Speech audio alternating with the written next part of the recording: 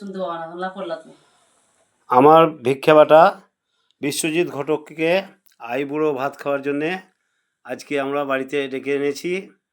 সেই উপলক্ষে কিছু মেনু আয়োজন করেছি। এই মেনুটা কি কি করেছিস রিঙ্কি, একটু বল।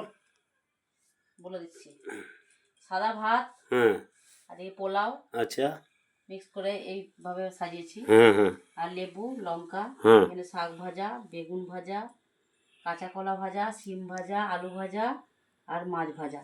আচ্ছা, এদিকে মুগের ডাল, হ্যাঁ আলু পোস্ত।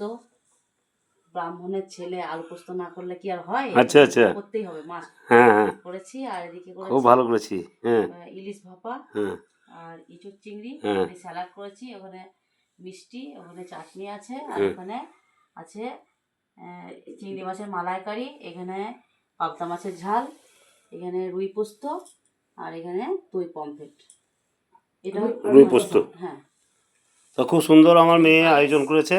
পায়েস করেছি এখানে। এখানে ভাই ছোটই আছে আমার কাছে, এখন তো ছোটই, তাই এখানে চকলেটের কিছু আয়োজন করেছি।